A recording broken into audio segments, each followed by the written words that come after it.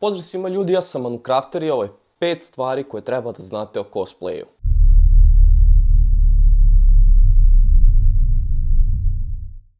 Prva stvar, šta je zapravo cosplay? Cosplay je spojenica dve engleske reči, costume and play, što u slobodnom prevodu znači rekreiranje kostima. Ideja jeste da kada vi radite neki cosplay, vi zapravo rekreirate nekog lika, bilo da je to iz popularne literature, stripa, filma, serije, čega god. U cosplay dolaze samo likovi koji su zaštićeni autorskim pravima, što znači da originalni likovi nisu cosplay. Pitate se zašto je tako?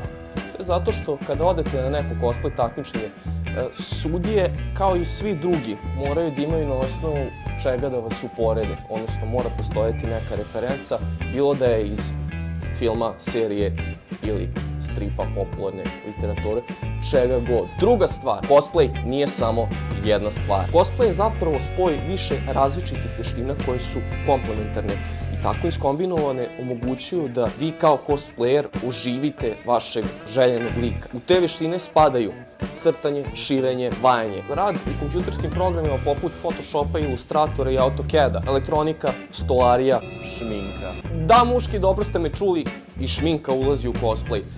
Gde si, Đole, šta ti radi? Šminka me. Jel da? Radi mi muški šmink. Ovo šminka može biti sve od one redovne šminke koje devojke stavljaju svako jutro i skidaju svako veče, preko pozorišne šminke, pa i protetike specijalnih efekata i tako dalje. Naravno, ukoliko planirate da se takmičite na nekoj cosplay konvenciji, morate da naučite kako da odglumite tog lika, da to bude upečatljivo.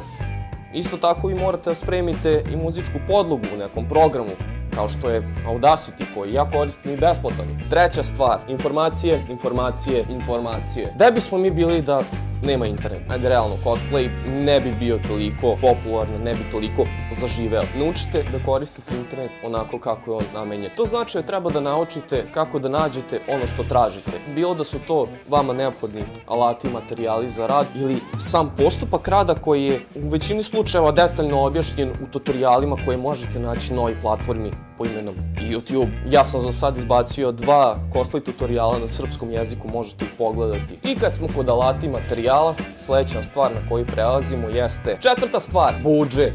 Evo, ova 2 kostima koje vam trenutno pokazujem su mene koštala od nekih 100-150 evra po nosom. Peta stvar, nemojte očekivati nemoguće. Evo ovako, da vam objasnim nešto.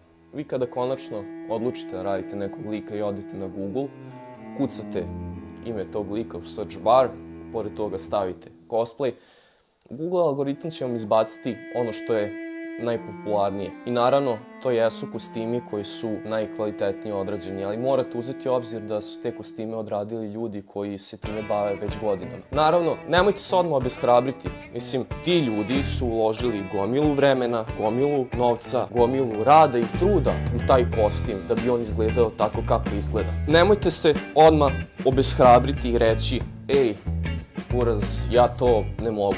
Svako može se bavi cosplayem. Mislim, iskreno, sve informacije su vam na dohvat ruke, ali naravno kao i za svaku veštinu koju treba se nauči, zato što je ovo skup više veština, treba vremena. Vama jedino sredstvo poređenja treba da budete vi sami. Cosplay zajednica je tu da vam pomogne, zato vam predlažem da se učlanite na Facebooku u grupu Work in Progress Balkan Cosplay. U njoj možete da se informišete kada su regionalne cosplay konvencije, isto tako možete da se raspitate gde i kako da nađete najpovoljnije alate i materijale i naravno, ukoliko želite meni lično da postavite pitanje ili možda naručite nešto poput delova za kostime ili možda neku dioramu poput ove koje je trenutno u procesu izrade, Ćao Kaneda. slobodno mi pošaljite poruku. Odgovorit ću u najkraćem mogućem roku. I to bi bilo to za ovaj video. Hvala što ste gledali i vidimo se sledeći put.